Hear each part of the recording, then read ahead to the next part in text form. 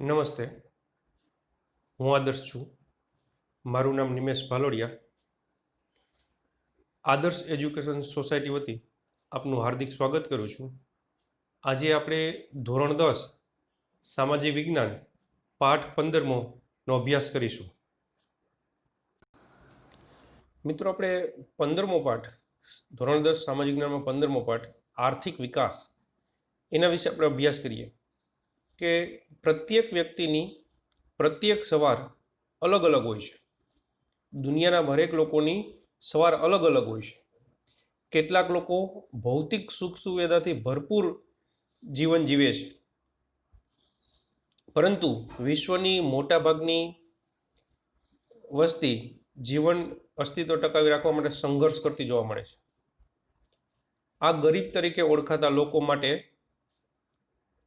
ભૌતિક સુખ સુવિધા કે આરામ એ કલ્પનાનો વિષય છે. પ્રત્યેક વ્યક્તિની સવાર અલગ હોય છે, પહેલી વાત આપણે કીધી. પછી કીધું કે કેટલાક લોકો ભૌતિક સુખ સુવિધાથી ભરપૂર જીવન જીવે છે, કે એને ભૌતિક સુખ સુવિધા ઘણી બધી મળે છે, બરાબર. પરંતુ વિશ્વની મોટાભાગની વસ્તી છે એને જીવન ટકાવી રાખવા માટે સંઘર્ષ કરવો પડે છે. એટલે મોટાભાગની વસ્તીને ભૌતિક સુખ સુવિધા મળતી નથી. આ ગરીબ તરીકે ઓળખાતા લોકો માટે ભૌતિક સુખ સુવિધા કે આરામ એ કલ્પનાનો વિષય છે. ગરીબ તરીકે ઓળખાતા લોકો માટે ભૌતિક સુખ સુવિધા આરામ એ કલ્પનાનો વિષય છે. આવી પરિસ્થિતિ કેવી રીતે ઉદ્ભવી, આ પરિસ્થિતિમાંથી બહાર કેવી રીતે નીકળવું વગેરે જેવા પ્રશ્નોનો ઉત્તર છે આર્થિક વિકાસ. કે ભાઈ, વિશ્વની મોટાભાગની વસ્તીને ભૌતિક સુખ સુવિધા નથી મળતી, આરામ નથી મળતો. આવી કલ્પના શેનાથી ઉદ્ભવી? આવી પરિસ્થિતિમાંથી કેમ બહાર નીકળવું? આ બધાનો જવાબ છે આર્થિક વિકાસ. આર્થિક વિકાસ કે આજના આધુનિક યુગમાં વિશ્વનો પ્રત્યેક દેશ વિકાસ માટે પ્રયત્ન કરે છે. આધુનિક યુગ છે, પ્રત્યેક દેશ વિકાસ માટે પ્રયત્ન કરે છે. પછી અમેરિકા જેવી મહાસત્તા હોય કે આફ્રિકા આગળનો કોઈ ગરીબ દેશ હોય, એ બધા વિકાસ માટે પ્રયત્ન કરે. પરંતુ વિકાસ એ માત્ર આર્થિક જ નહીં, અનેક પાસા ધરાવતી સામાજિક પરિવર્તનની પ્રક્રિયા છે. એ માત્ર આર્થિક જ નહીં, પણ અનેક પાસા ધરાવતી સામાજિક પરિવર્તનની પ્રક્રિયા છે, કે ઘણા બધા પાસા ધરાવે છે. માત્ર આર્થિક જ નથી તો કે લોકોના માનસિક વલણ બદલવા, સામાજિક માળખામાં પરિવર્તન આવવું, રહેણી કહેણી બદલવી, વિચારો બદલવા, આવી ઘણી બધી પરિવર્તનની પ્રક્રિયા છે આર્થિક વિકાસ. માત્ર પૈસા થઈ ગયા એટલે આર્થિક વિકાસ થઈ ગયો એવું નથી. આર્થિક વિકાસ એ કોઈ પણ દેશની રાષ્ટ્રીય આવકમાં થતો સતત વધારો દર્શાવે છે. કે આર્થિક વિકાસ કેને કહેવાય? તો કોઈ પણ દેશની રાષ્ટ્રીય આવકમાં વધારો દર્શાવે છે આર્થિક વિકાસ છે. આર્થિક વિકાસ એટલે દેશની રાષ્ટ્રીય આવકમાં સતત વધારો થવો, પહેલી વાત. બીજું, દેશની માથાદીઠ આવકમાં વધારો થવો. ત્રીજી વાત, લોકોના જીવન ધોરણમાં સુધારો થવો. આર્થિક વિકાસ એટલે આ ત્રણ બાબત: રાષ્ટ્રીય આવક વધવી, માથાદીઠ આવક વધવી અને જીવન ધોરણ સુધરવું. હવે આ બાબતને આર્થિક વિકાસ કહેવામાં આવે છે. કે દેશની કુલ આવકને રાષ્ટ્રીય આવક કહેવાય. મિત્રો, આપણે અહીં અંડરલાઈન કરશી. રાષ્ટ્રીય આવક કેને કહેવાય? તો દેશની કુલ આવકને રાષ્ટ્રીય આવક કહેવામાં આવે છે. હવે માથાદીઠ આવકનું એના પછી જે આપણે આપ્યું છે, તો દેશની કુલ રાષ્ટ્રીય આવકને દેશની કુલ વસ્તી વડે ભાગવાથી માથાદીઠ આવક પ્રાપ્ત થાય છે. મિત્રો, આ બે અંડરલાઈન આપણે કરવાની છે. રાષ્ટ્રીય આવક કેને કહેવાય? તો દેશની કુલ આવકને રાષ્ટ્રીય આવક કહેવામાં આવે છે. અને દેશની કુલ રાષ્ટ્રીય આવકને દેશની વસ્તી વડે ભાગવતા માથાદીઠ આવક પ્રાપ્ત થઈ છે. મિત્રો, 1 માર્ક માટે આઈએમપી પ્રશ્ન છે, માથાદીઠ આવક કેને કહેવાય? ખાસ અંડરલાઈન કરી નાખજો. દેશની કુલ રાષ્ટ્રીય આવકને દેશની કુલ રાષ્ટ્રીય આવકને દેશની કુલ વસ્તી વડે ભાગવાથી માથાદીઠ આવક પ્રાપ્ત થાય છે. જ્યારે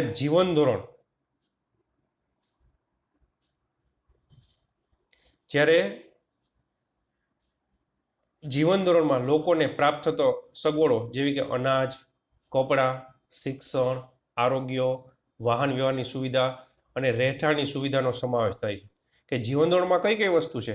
તો કે અનાજ, કપડાં, શિક્ષણ, આરોગ્ય, વાહન વ્યવહારની સુવિધા, રહેઠાણની સુવિધા એ બધી સમાવેશ જીવન ધોરણમાં થાય છે.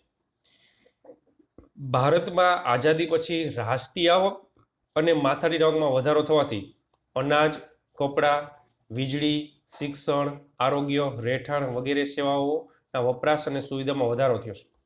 મિત્રો, આઝાદી વખતે અને એના પછી, બરાબર, આઝાદી વખતે આપણે આ બધી વસ્તુ આપણું જીવન ધોરણ ખૂબ જ નીચું હતું. એના પછી જેમ જેમ આપણી રાષ્ટ્રીય આવક વધતી ગઈ અને માથાદીઠ આવક વધતી ગઈ એમ જીવન ધોરણમાં સુધારો થતો ગયો.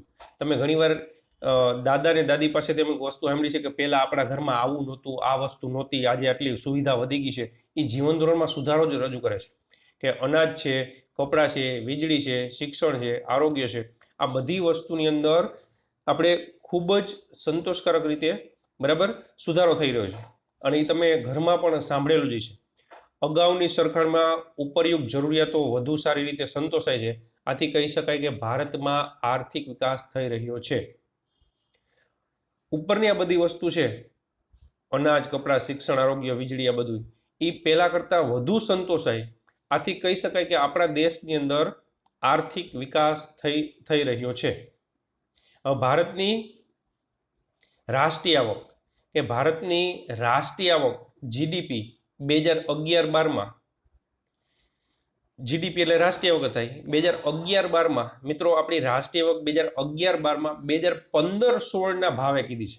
2015-16 ભાવે 2011-12 આપણી રાષ્ટ્રીય આવક 87,36,039 કરોડ રૂપિયા હતી. બરાબર, 2011-12 87,36,039 કરોડ રૂપિયા હતી, જે વધીને 2015-16 1,35,67,192 કરોડ રૂપિયા થઈ હતી. આ આપણી રાષ્ટ્રીય આવક છે. બરાબર. હવે આર્થિક વૃદ્ધિ અને આર્થિક વિકાસ વચ્ચેનો તફાવત. વૃદ્ધિ અને વિકાસ વચ્ચે શું તફાવત છે? તો અલગ અલગ દ્રષ્ટિકોણથી આપણે સમજાવે છે મિત્રો કે સામાન્ય રીતે આર્થિક વૃદ્ધિ અને આર્થિક વિકાસ બંને શબ્દો વધારો દર્શાવે છે. બરાબર, વૃદ્ધિ અને વિકાસ, આર્થિક વૃદ્ધિ અને આર્થિક વિકાસ બંને શબ્દો વધારો દર્શાવે છે, એટલે વધુ રજૂ કરે છે કે જે છે એમાં સુધારો થયો, વધુ સારું થયું છે. પરંતુ બંને વચ્ચે કેટલાક તફાવતો જોવા મળ્યા છે, જે નીચે પ્રમાણે છે. હવે વૃદ્ધિ કેને કહેવાય અને વિકાસ કેને કહેવાય, અલગ અલગ દ્રષ્ટિકોણથી આપણે સમજાવે છે મિત્રો. તો એમાં પહેલી વસ્તુ આપણે કીધી કે વિકાસની પ્રક્રિયાના આધારે. તો આર્થિક વિકાસ એ ગુણાત્મક અને આર્થિક વૃદ્ધિ એ પરિમાણાત્મક છે. આર્થિક વૃદ્ધિ અને આર્થિક વિકાસના તફાવતની અંદર વિકાસની પ્રક્રિયાના આધારે એમાં કીધું કે આર્થિક વિકાસ એ ગુણાત્મક છે, ગુણવત્તા સુધરે, અને આર્થિક વૃદ્ધિ એ પરિમાણાત્મક છે. બરાબર, એ પરિમાણાત્મક માપ છે. આર્થિક વિકાસ પ્રથમ અવસ્થા છે કે પહેલા આર્થિક વિકાસ થાય છે, જ્યારે આર્થિક વૃદ્ધિ એ આર્થિક વિકાસ પછીની અવસ્થા છે. વિકાસની પ્રક્રિયાના આધારે મિત્રો પહેલા આર્થિક વિકાસ થાય છે અને પછી આર્થિક વૃદ્ધિ થાય છે. બીજા દ્રષ્ટિકોણથી અર્થતંત્રમાં થતા પરિવર્તનને આધારે કે અર્થતંત્રમાં થતા નવા સંશોધનને આધારે ઉત્પાદનમાં થતો વધારો એ આર્થિક વિકાસ છે. દાખલા તરીકે ખેતી ક્ષેત્રમાં ઘઉં, ડાંગર જેવા પાકમાં નવા બિયારણની શોધ થતા ઉત્પાદનમાં અનેક ગણો વધારો થાય છે. આ બાબત આર્થિક વિકાસ દર્શાવે છે. બરાબર, કે આર્થિક અર્થતંત્રમાં થતા પરિવર્તનને આધારે આર્થિક વિકાસ અને આર્થિક વૃદ્ધિ કેને કહેવાય? તો અર્થતંત્રમાં થતા નવા સંશોધનને આધારે ઉત્પાદનમાં થતો વધારો એ આર્થિક વિકાસ છે. કે પહેલા કરતા નવા બિયારણ આવ્યા એટલે ઘઉંમાં 1 હેક્ટર દીઠ ઉત્પાદન વધ્યું, તો એ આર્થિક વિકાસ છે. બરાબર, નવા બિયારણ શોધ થતા ઉત્પાદનમાં અનેક ગણો વધારો થયો. આ બાબત આર્થિક વિકાસ દર્શાવે છે કે નવા બિયારણથી 1 હેક્ટરે, બરાબર, 1 હેક્ટરે જે ઉત્પાદનમાં અનેક ગણો વધારો થયો એ આર્થિક વિકાસ છે.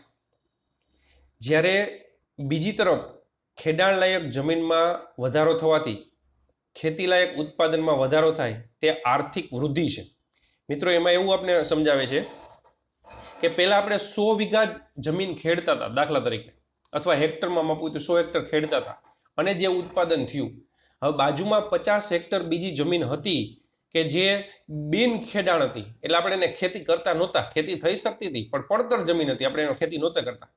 તો હવે એમાંય ખેતી કરવા માંડ્યા એટલે 100 ની જગ્યાએ 150 વીઘા જમીન થઈ ગઈ અને ઉત્પાદન વધ્યું, તો એ આર્થિક વૃદ્ધિ છે. બરાબર, બિયારણની શોધ થતા જે ઉત્પાદન વધ્યું એ આર્થિક વિકાસ છે. અને 100 વીઘામાં તમે જમીન ખેતી કરતા હતા અને બાજુમાં 50 વીઘા બીજી એમ કરવા માંડ્યા. બરાબર, એટલે 150 વીઘાને કારણે જે ઉત્પાદન વધ્યું એ આર્થિક વૃદ્ધિ છે. હવે ત્રીજો દ્રષ્ટિકોણ છે વિકસિત અને વિકાસશીલ દેશોના સંદર્ભમાં, કે વિકસિત અને વિકાસશીલ દેશોના સંદર્ભમાં પણ બંને વચ્ચે તફાવત જોવા મળે છે. આર્થિક વિકાસ ને આર્થિક વૃદ્ધિ, વિકસિત અને વિકાસશીલ દેશો. હવે આપણે પ્રશ્ન થાય કે વિકસિત દેશો કેને કહેવાય? તો જેનો ખૂબ જ વિકાસ થઈ ગયો છે એ વિકસિત દેશ છે. દાખલા કે અમેરિકા, જેનો વિકાસ થઈ રહ્યો છે, બરાબર, જેનો વિકાસ થઈ રહ્યો છે એ વિકાસશીલ દેશ છે. દાખલા તરીકે ભારત. તો એ દેશના સંદર્ભમાં પણ બંને વચ્ચે તફાવત જોવા મળે છે. વિકસિત દેશોની રાષ્ટ્રીય આવકમાં થતો વધારો આર્થિક વૃદ્ધિ કહેવાય. બરાબર, ક્યારેક પૂછાય મિત્રો, તો અંડરલાઈન કરી નાખજો કે વિકસિત દેશોની રાષ્ટ્રીય આવકમાં થતો વધારો એ આર્થિક વૃદ્ધિ કહેવાય, જ્યારે વિકાસશીલ દેશોની રાષ્ટ્રીય આવકમાં થતો વધારો એ આર્થિક વિકાસ છે.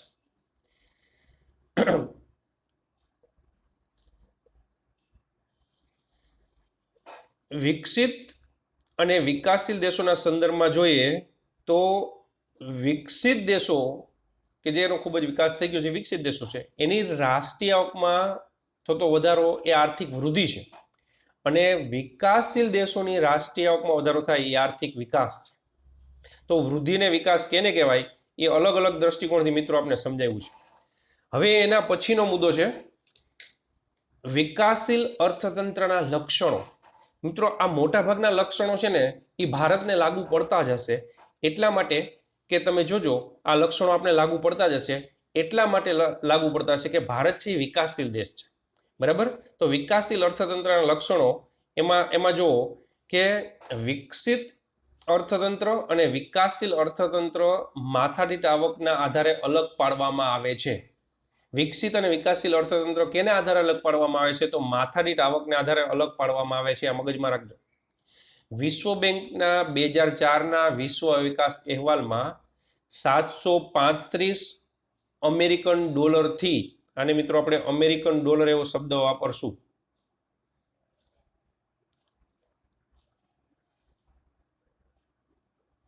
આ શબ્દ છે એ અમેરિકન ડોલર છે.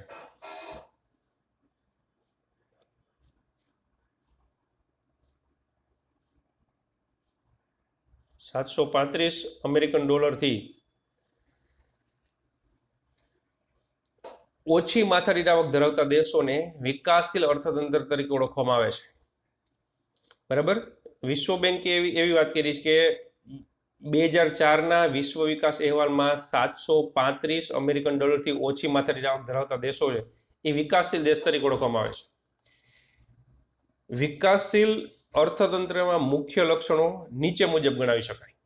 એ વિકાસશીલ અર્થતંત્રના લક્ષણો છે એ નીચે મુજબ છે.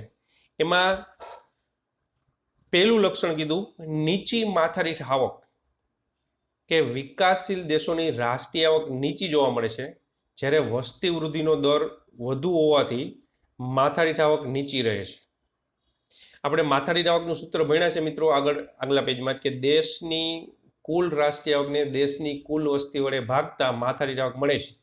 હવે વિકાસશીલ દેશોમાં નીચી માથાદીઠ આવક શું કામ રહે છે તે આપણે સમજાવ્યું છે કે વિકાસશીલ દેશોમાં આપણી રાષ્ટ્રીય આવક ઓછી હોય અને વસ્તી વૃદ્ધિનો દર વધુ હોય, આથી માથાદીઠ આવક છે એ નીચી રહે છે. તો નીચી માથાદીઠ આવકને કારણે જીવન ધોરણ નીચું રહેવા પામે છે. કે માથાદીઠ આવક નીચી હોય એટલે લોકોનું જીવન ધોરણ નીચું હોય એ સ્વાભાવિક વસ્તુ છે. પછી વસ્તી વૃદ્ધિ, વિકાસશીલ દેશોમાં વસ્તી વધારો વધુ જોવા મળે છે. વિકાસશીલ અર્થતંત્રના લક્ષણોમાં બીજું લક્ષણ કીધું વસ્તી વૃદ્ધિ. તો વિકાસશીલ રાષ્ટ્રોમાં વસ્તી વધારો વધુ જોવા મળે છે. આવા દેશોમાં વસ્તી વધારાનો દર 2% અથવા તેનાથી વધુ જોવા મળે છે. કે વસ્તી વધારાનો દર છે 2% અથવા એનાથી વધુ હોય છે. તો વસ્તી વૃદ્ધિ, કે વસ્તી વૃદ્ધિનો દર ઊંચો હોય છે. હવે ત્રીજી લાક્ષણિકતા કીધી કૃષિ ક્ષેત્ર પર અવલંબન. કે વિકાસશીલ રાષ્ટ્રોમાં ખેતી મુખ્ય આર્થિક પ્રવૃત્તિ હોય છે. એ મિત્રો અંડરલાઈન કરી નાખજો કે વિકાસશીલ રાષ્ટ્રોની મુખ્ય આર્થિક પ્રવૃત્તિ કઈ હોય છે, તો કૃષિ. બરાબર, કે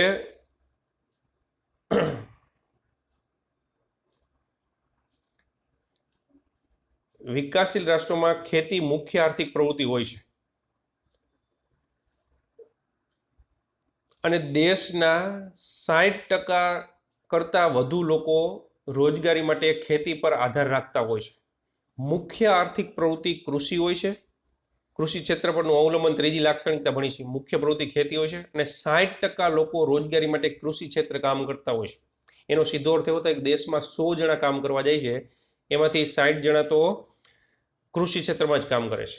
અને રાષ્ટ્રીય આવકમાં ખેતી ક્ષેત્રનો ફાળો 25%ની આસપાસ હોય છે.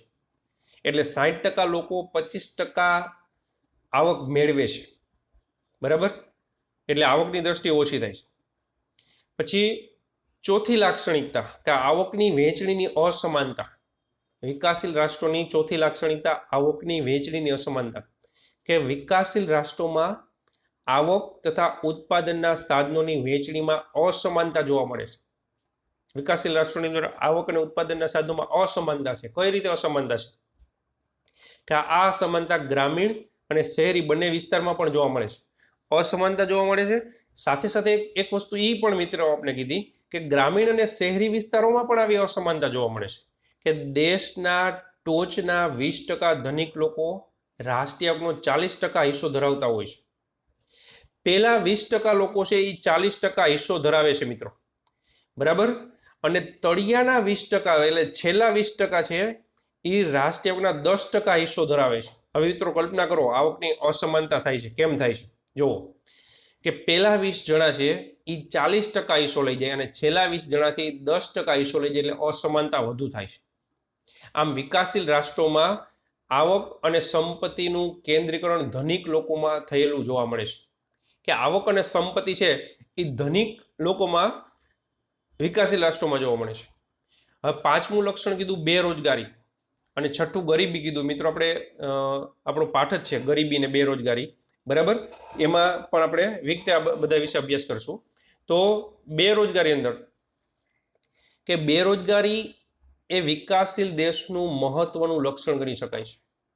કામ કરવું હોય ને કામ ના મળે એને બેરોજગારી કહેવાય. આપણે વિગતે ત્યારે ભણશું, પણ અત્યારે સામાન્ય એટલું સમજી લો બેરોજગારી કેને કહેવાય. આ દેશોમાં બેરોજગારીનું પ્રમાણ કુલ શ્રમિકોના 3% કરતાં વધુ હોય છે. બેરોજગારીનું પ્રમાણ છે એ 3%થી વધુ હોય છે. આ દેશોમાં બેરોજગારી જુદા જુદા સ્વરૂપે, જેવી કે મોસમી બેરોજગારી, છુપી બેરોજગારી, ઔદ્યોગિક બેરોજગારી વગેરે જોવા પડે છે. અલગ અલગ દ્રષ્ટિકોણની બેરોજગારી છે. આપણે બેરોજગારીના પાઠમાં આ બધા એના પ્રકારો છે એના વિશે ભણશું કે મોસમી બેરોજગારી હોય છે, છુપી બેરોજગારી હોય છે, ઔદ્યોગિક બેરોજગારી હોય છે. બરાબર, આ બધી બેરોજગારી વિકાસશીલ દેશોમાં જોવા મળે છે. જે બેરોજગારી લાંબા ગાળાની હોય છે, વિકાસશીલ દેશોમાં આવી બેરોજગારી પાછી લાંબા ગાળાની હોય છે. એના પછીનું છઠ્ઠું લક્ષણ છે ગરીબી. કે ગરીબી એ વિકાસશીલ રાષ્ટ્રનું લક્ષણ છે. જે લોકો પોતાની પ્રાથમિક જરૂરિયાત જેવી કે અનાજ, કપડાં, રહેઠાણ, શિક્ષણ અને આરોગ્ય વગેરેથી સંતોષી શકતા ન હોય તેમને ગરીબ ગણવામાં આવે છે. મિત્રો ગરીબ કેને કહેવાય અંડરલાઈન કરી નાખો. કે જે લોકો પોતાની પ્રાથમિક જરૂરિયાતો, અહીં ધ્યાન રાખજો, ગરીબ કહેવાય જે લોકો પોતાની પ્રાથમિક જરૂરિયાતો જેવી કે અનાજ, કપડાં, રહેઠાણ, શિક્ષણ, આરોગ્ય વગેરે સંતોષી ન શકતા હોય તેને ગરીબ કહેવામાં આવે છે. વિકાસશીલ દેશોમાં આવા લોકોનું પ્રમાણ લગભગ કુલ વસ્તીના 3/4 ભાગ જેટલું છે. વિકાસશીલ દેશોમાં કુલ વસ્તીના 3/4 ભાગ જેટલા લોકો ગરીબ હોય છે, જેની પ્રાથમિક જરૂરિયાતો તે સંતોષી શકતા નથી. મિત્રો પ્રાથમિક જરૂરિયાતમાં કઈ વસ્તુ કીધી? તો કે અનાજ, કપડાં, રહેઠાણ, શિક્ષણ અને આરોગ્ય, 5 વસ્તુ કીધી મિત્રો. અને ગરીબ 3/4 ભાગની વસ્તી હોય છે વિકાસશીલ દેશોમાં. પછી દ્વિમુખી અર્થતંત્ર. અર્થતંત્રનું સ્વરૂપ દ્વિમુખી હોય છે કે એક બાજુ ખૂબ જ સમૃદ્ધ હોય અને એક બાજુ ગરીબી જોવા મળતી છે. કે વિકાસશીલ દેશોમાં અર્થતંત્રનું સ્વરૂપ દ્વિમુખી પ્રવર્તે છે. એક બાજુ ગ્રામીણ વિસ્તાર પછાત ખેતી જૂની પુરાણી યંત્ર સામગ્રી, રૂઢિચુસ્ત સામાજિક માળખું, ઓછું ઉત્પાદન જોવા મળે છે. તો બીજી બાજુ શહેરી ક્ષેત્રમાં આધુનિક ઉદ્યોગો, નવી ઉત્પાદન પદ્ધતિ, આધુનિક યંત્રો તેમજ વૈભવી જીવનશૈલી જોવા મળે છે. કે દ્વિમુખતા જોવા મળે છે. દ્વિમુખતા શું હોય મિત્રો વિકાસશીલ દેશોમાં?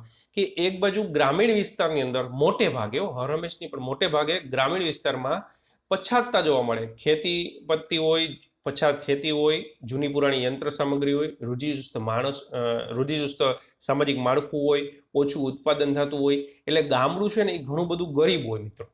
અને બીજી બાજુ શહેરી ક્ષેત્રમાં આધુનિક ઉદ્યોગો હોય, નવી ઉત્પાદન પદ્ધતિ હોય, આધુનિક યંત્રો હોય, વૈભવી જીવનશૈલી હોય. એટલે શહેરમાં ઘણું બધું સમૃદ્ધિ હોય છે. તો આવી દ્વિમુખતા જોવા મળે છે. બરાબર? કે ગામડોમાં ઘણું બધું ઓછપ જોવા મળે અને શહેરમાં ઘણું બધું સારું જોવા મળે છે. વિકાસશીલ દેશોમાં આવું જોવા મળે છે. એના પછી પાયાની અપર્યાપ્ત સેવાઓ, કે વિકાસ માટે અનિવાર્ય પાયાની સેવાઓ જેવી કે શિક્ષણ, વાહન વ્યવહાર, સંદેશા વ્યવહાર, વીજળી, આરોગ્ય, બેંક વગેરેનો આવા અર્થતંત્રમાં ઓછા વિકાસ થવો જોવા મળે છે, જે દેશના વિકાસ માટે અવરોધક બને છે. હવે પાયાની સુવિધાઓ વિકાસશીલ દેશોમાં હોતી નથી અથવા ઘણી બધી ઓછી હોય છે. આપણે શબ્દ સુધારી કે ઘણી બધી ઓછી હોય છે. બરાબર? કઈ કઈ? તો શિક્ષણ, વાહન વ્યવહાર, સંદેશા વ્યવહાર, વીજળી, આરોગ્ય, બેન્કિંગ સિસ્ટમ, આ બધામાં ઘણું બધું ઓછપતા જોવા મળે છે, જે દેશના વિકાસ માટે અવરોધક છે. એટલે આ બધી પાયાની સુવિધાઓ નથી એટલે દેશનો વિકાસ થઈ શકતો નથી. છેલ્લું લક્ષણ, આંતરરાષ્ટ્રીય વ્યાપારનું સ્વરૂપ. વિદેશ વ્યાપાર, આંતરરાષ્ટ્રીય વ્યાપાર એટલે વિદેશ વ્યાપાર. કે વિકાસશીલ દેશોમાં વિદેશ વ્યાપારનું સ્વરૂપ અને માળખું અલગ જોવા મળે છે. વિદેશ વ્યાપારનું સ્વરૂપ અને માળખું અલગ હોય છે. આ દેશો મુખ્યત્વે કૃષિ પેદાશો, બગીચા પેદાશો તેમજ કાચી ધાતુની નિકાસ કરતા જોવા મળે છે.